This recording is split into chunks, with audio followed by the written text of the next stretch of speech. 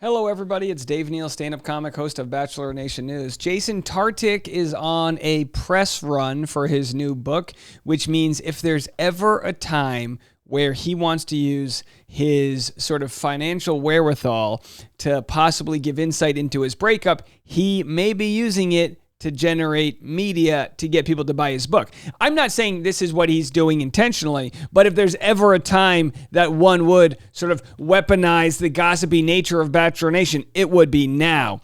And he talks about how he would have done things differently. And then by no means does this throw Kaitlyn Bristowe under the bus. As we know, they broke up, I believe July 8th, but they didn't make the announcement for a month or two. And we're going to get into all of what went down here.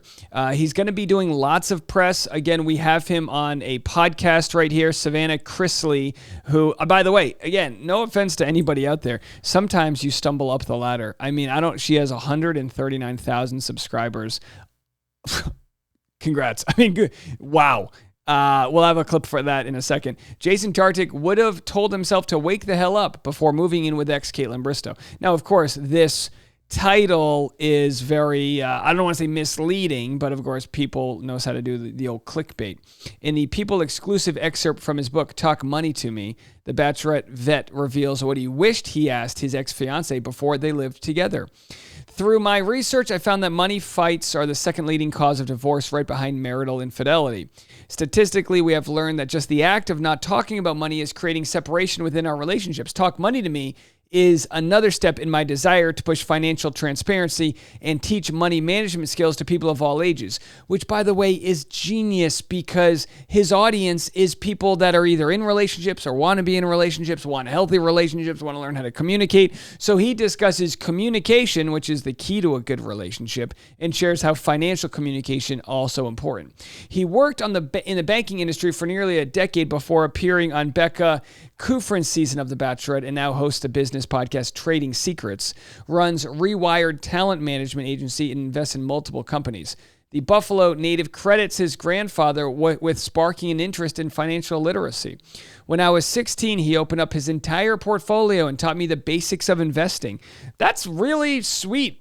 You know what I mean? Like I never had a conversation with my grandfather of any sort of depth because he's kind of a Rolling Stone alcoholic. But to think that your grandfather will sit you down, I'm assuming give you a Werther's original. I think that's what they do. And then share with you their entire, he's like, I bought Apple for a penny. I'm rich now. During our lessons, he said something that has stuck with me ever since. When it comes to money management with yourself and loved ones, you must understand the importance of financial transparency. From that moment on, financial transparency has always been a big part of my life. Yeah, it's so interesting that he's doing Savannah Chrisley's podcast because I believe her parents are in jail in part because of financial fraud or financial reasons. The Reality Star knows that discussing topics like credit scores, annual expenses, and retirement plans can be intimidating, but we don't have to be professional financial managers, business analysts, or mathematicians to get comfortable with the idea of understanding and talking about money. By getting more comfortable talking about money, we can not only improve our financial health, but we can also increase the strength of our relationships. That's what Talk Money to Me is about. Finding financial happiness within ourselves and with the people that we love. I have what app do I use? I have this app called Honeydew. Again, not a sponsor. I used to have a different app, but they went away. And Honeydew will let you share your balances of all of your checking accounts, your credit cards, all of that stuff, but also will share your joint information, and it'll also share your partners. So like my partner, of course, hasn't set this up. Come on, Tasha, where are you? But I've sent her the email a million times, but I've got all of my different financial informations in one place, and it's good. It's good for people to know what each other's strategies are. Oh, why are you putting money there? Why are you putting all of this money in your savings account? Put it in a high yield savings account. You could be making an extra $100 a month, all of that. So either way, very interesting stuff here for him to have. Oh, they've got the exclusive photos. Talk Money to Me back cover. So they've got the back, Jason's back cover there. And again, has an excerpt from the Wild West of reality TV.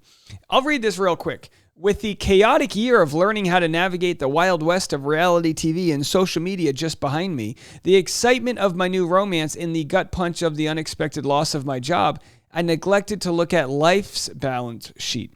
Prior to June 2019, before we moved in together, my ex and I never had a candid conversation about money. I never told her the important numbers that define my financial health, and she didn't tell me hers. Hell, I didn't even ask. I did everything I criticize and teach not to do now. I made financial assumptions and avoided talking money.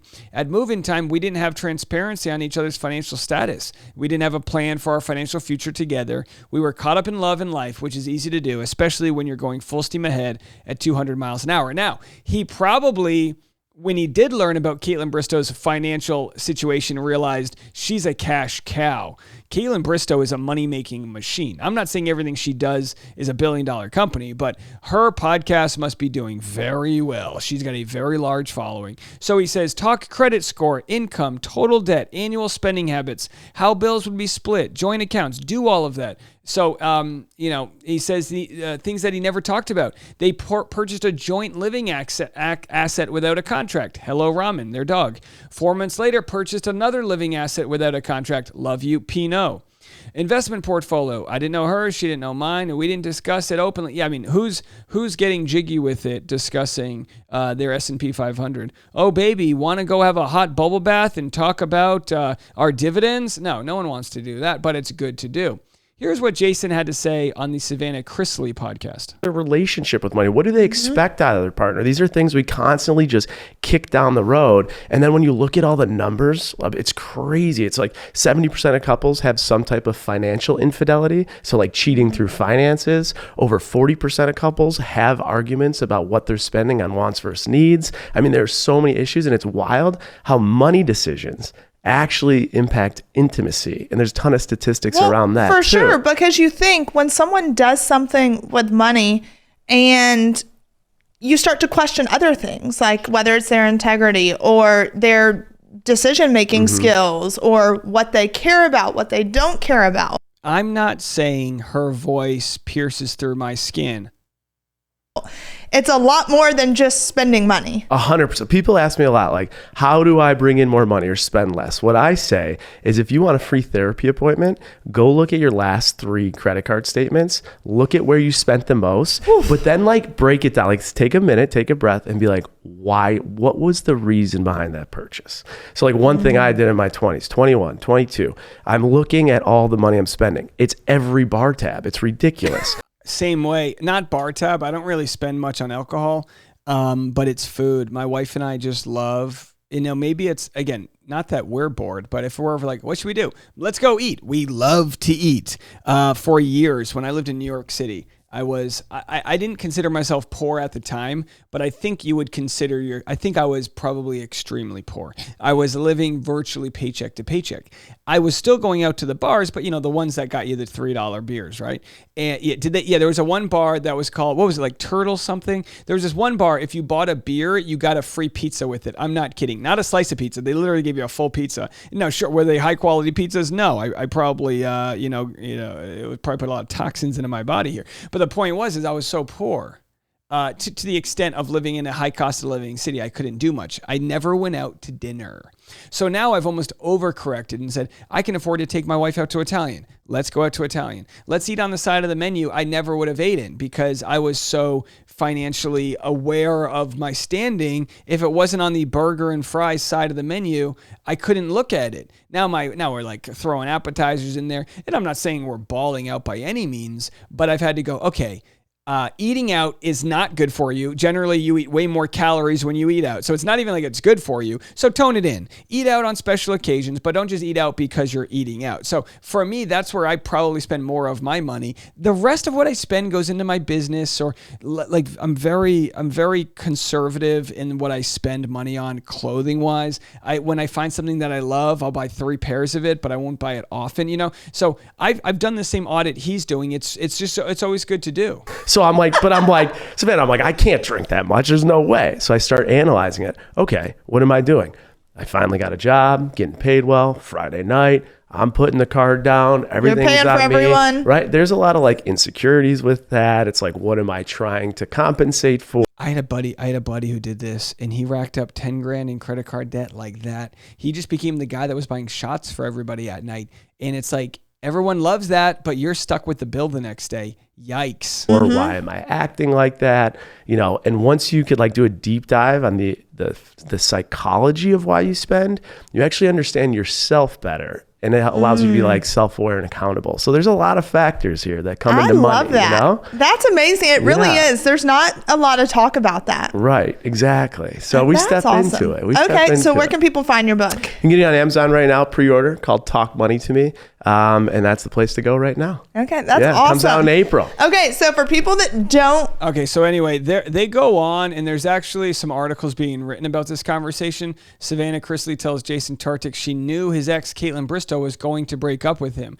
I don't have that time code yet. I will. But I just want to say it can be difficult to hear conversations about money from people like Jason, who's, extremely wealthy. He's built a lot of wealth in a short amount of time. He probably already had wealth working in finance, but now, I mean, he's making a killing. He's making well into the, my guess is $1 to $2 million a year range, and then whatever return from his investments, this being a very good year for the stock market. Savannah Chrisley, her net worth is estimated to be $5 million. So does she know a thing about reining in your spending? I don't know. I don't know a thing about her, but I can imagine it's got to be a tough conversation to have. Hey, Jason, have that conversation with a broke comedian and talk about financing, because there are plenty of people out there living off of $50,000 to $60,000, $70,000 a year, when in fact you've got him probably making that every 2 weeks. But it doesn't mean I'm faulting him for it. He's building an empire right now, so good for him. And to speak about what he would have done differently, I mean, when he started dating Kaitlyn, she was more of the breadwinner than he was. Now, he was in more of a financial world way, but then when he lost that job, it was like fight or flight, sink or swim. And of course, he proved in front of a world of people that said, why do we need another Bachelor podcaster? He proved his place in the community. He's crushing it, and he's reaping the rewards of being a business owner and having the equity with all that comes in from that. All right, I'm going to be live on Patreon right now. As you're watching this, I'm live right now, so you can rush over to Patreon to catch me out, patreon.com/Dave Neal. Or if you want some more content on the Rush Hour, the afternoon podcast, I'll have that for you every afternoon, so go check that out. We'll be back with more right after this.